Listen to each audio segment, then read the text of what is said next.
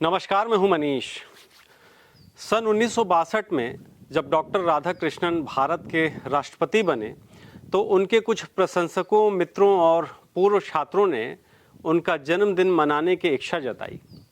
सबने मिलकर डॉक्टर साहब से अनुरोध किया कि वे उनका जन्मदिन अलग से न मनाकर इस दिन को समस्त शिक्षक समुदाय के सम्मान में समर्पित कर दें। सबका एक मत था कि उनके जन्मदिन का सम्मान मनाने के बजाय यदि इस दिन को शिक्षक दिवस के रूप में मनाया जाए तो उन्हें इससे बड़ा गौरव और खुशी की अनुभूति होगी, और इस तरह शिक्षक दिवस की शुरुआत हो गई। फिर आज वर्तमान तक जो स्थिति निर्मित हुई है वो आप सबके सामने है। कुछ नेता टाइप अधिकारी चापलूसी, चमचागिरी कर अपनी जेबें गर्म करने, पद पर बने रहने के लिए स्थानीय विधायक, जिला, जनपद अध्यक्ष और सदस्यों को बुलाकर या किसी भी तरह के नेता को बुलाकर शिक्षकों द्वारा इन नेताओं का पहले स्वागत कराते हैं। फिर चाय नाश्ता होता है, फिर कुछ जगह पर तो दारू मुर्गा भी हो जाता है, और फिर तस्वीरें खिंचाकर शिक्षक दिवस मना लिया जाता है। ऐसे समारोह सिर्फ राजनीतिक माहौल बनाने और आम जनता को दिखाने के लिए किया जाता है।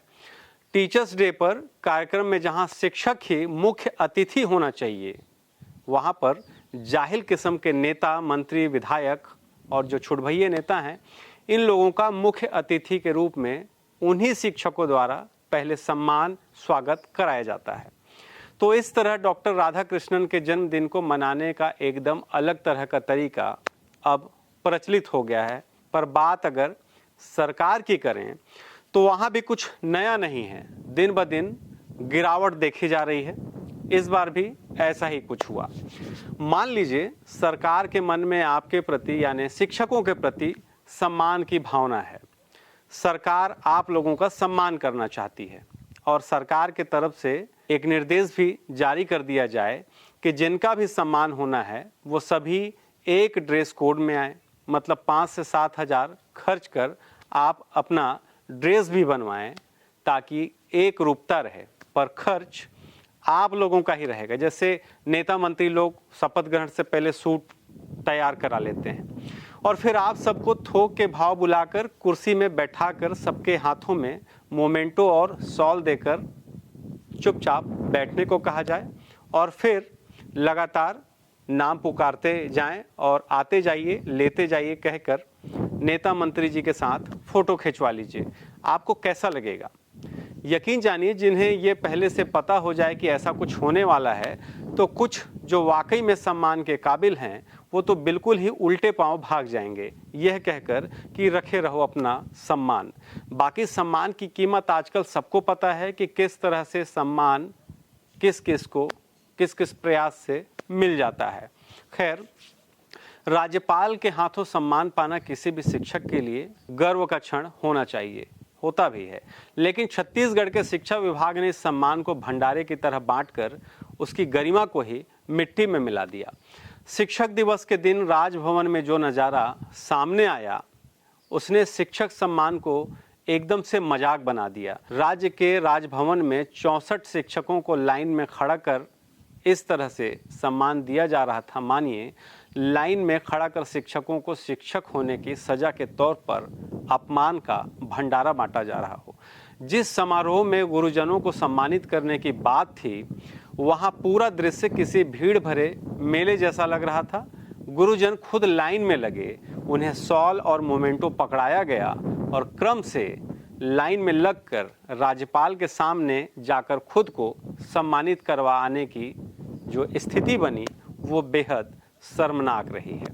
क्या आज से पहले किसी ने भी ऐसा कोई सम्मान कार्यक्रम देखा है? सरकार के लोग खुद ही करोड़ों फूंक कर नेताओं, मंत्रियों के कार्यक्रम कराते हैं। क्या कभी भी इस तरह से किसी के साथ हुआ होगा? तो कुछ याद हो तो जरा कमेंट में बताइएगा। सम्मान के नाम पर प्रशस्ति पत्र और शॉल उठाकर शिक्षक खुद राज्यपाल के सामने, जहां पर मुख्यमंत्री और शिक्षा मंत्री भी खड़े हैं, उनके सामने जाकर फोटो खिंचा रहे हैं। क्या भला ऐसा सम्मान होता है? राजभवन के अंदर के नज़ारे को देखकर ऐसा लग रहा था कि जैसे मानिए छत्तीसगढ़ की विष्णु की सरकार शिक्षकों का सम्मान नहीं बल्कि शिक्षकों को लाइन में खड़ा कर तमाचा मार रही हो। एक वक्त था जब शिक्षक के आगे कभी राजा भी नतमस्तक होते थे, लेकिन आज शिक्षकों को राज्यपाल के सामने ऐसे खड़ा किया गया मानो मुफ्त की थाली लेने आए हों। शॉल, स्मृति चिन्ह और प्रशस्ति पत्र उठाकर भेड़ बकरियों के झुंड की तरह आगे बढ़कर राज्यपाल से सम्मान लेने जा खड़े हो गए, सिर्फ इसलिए कि एक क्लिक हो जाए, यानी तस्वीर मिल जाए, क्योंकि तस्वीर ही तो है जो ये प्रमाणित करेगी कि आपको राज्यपाल ने सम्मानित किया। असहाय शिक्षकों को देखकर ऐसा लग रहा था छत्तीसगढ़ के लाखों बच्चों के अभिमान स्वरूप गुरुजनों को जानबूझकर अपमान की परेड में उतारकर पूरे राज्य के बच्चों को यह बताने की कोशिश हो कि जिन्हें तुम शिक्षक कहते हो या जो शिक्षक हैं, उनकी यही औकात है इस भारतीय जनता पार्टी की सरकार में। इस शिक्षक सम्मान के आड़ में राजभवन की गरिमा को इस तरह रौंदा गया मानो वहाँ कोई सरकारी लॉटरी बंट रही हो, और यह सब उस आयोजन में जहाँ राज्यपाल खुद मौजूद थे, जिस राज्यपाल को संविधान ने राष्ट्रपति का प्रतिनिधि बनाया है, उनके सामने यह तमाशा चलता रहा। प्रोटोकॉल की धज्जियां उड़ती रहीं और राज्यपाल की गरिमा वहीं धूल फांकती रही। शिक्षा विभाग की इस लापरवाही ने सिर्फ शिक्षकों की नहीं बल्कि राज्यपाल की प्रतिष्ठा को भी तार तार कर दिया। इन सब के बाद यह कहना गलत नहीं होगा कि ये आयोजन प्रोटोकॉल की हत्या नहीं थी। क्या यह सरकार द्वारा राज्यपाल की गरिमा की बलि नहीं थी? ये वही सरकार है जिसने कुछ महीने पहले ही तुगलकी फरमान जारी कर युक्तियुक्तकरण के नाम पर लाखों शिक्षकों पर अत्याचार किया। बिना किसी विशेषज्ञ की सलाह लिए, बिना किसी ठोस तैयारी के पूरे शिक्षा तंत्र पर ऐसा हमला किया गया मानो सरकार कह रही हो, हम मदारी हैं और शिक्षक जमूरा, जब चाहें जैसा चाहें हम नचा सकते हैं।